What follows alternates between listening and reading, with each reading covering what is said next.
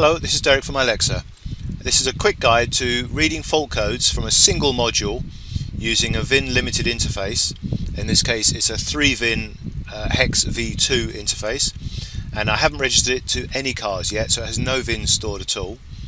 So I'm going to choose select, and then I'm going to choose central electrics because I have disconnected the rain and light sensor, so I know there will be a fault. So VCDS prompts me, do I want to add this VIN to the interface? It says currently not registered, would I like to add it? So in this case I'm going to choose no, and that will still allow me to read fault codes, clear those fault codes and look at live data, but I won't be able to do adaptations or codings or things like that on the module unless I allow VCDS to add that VIN to its list.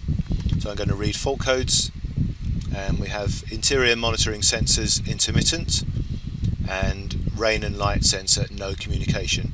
So the rain and light sensor no communication is expected because I have disconnected it. So I'm going to clear those. First off, I'll just click save. And it's 3. Okay, so I'm going to save that. And now I'm going to clear those codes, and now I'm expecting that the rain and light sensor fault code will come back, but it might need the ignition cycling just to register it. No, it's instantly come back.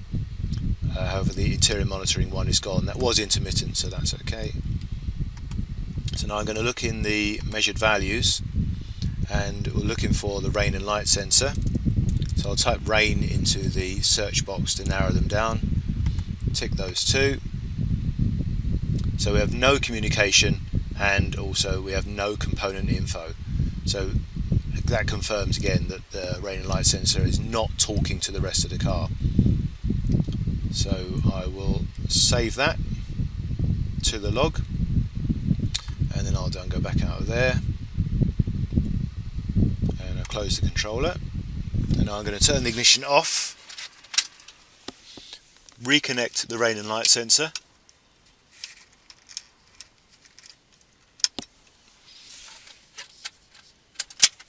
put the ignition back on and go back into central electrics. So straight away we can see a difference there, that there are 4 slave units now where there were only 3 previously, and so the rain and light sensor part number has popped up in the slave list. So we'll go into fault codes, and I'm expecting that to be intermittent now, which it is. I won't clear it just yet, but I will just save those to the log. I kept the log open even though I closed the controller, so that all of these saved files will be in a single file as a good record for this job. And I'll choose advanced measure values, type rain again, and tick those 2.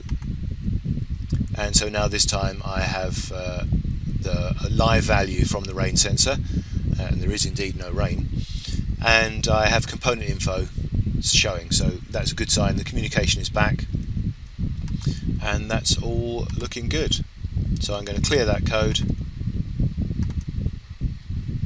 and we know what that fault was, so I don't expect that to come back. I'll just quickly read it again, and that's it, and so that's all done.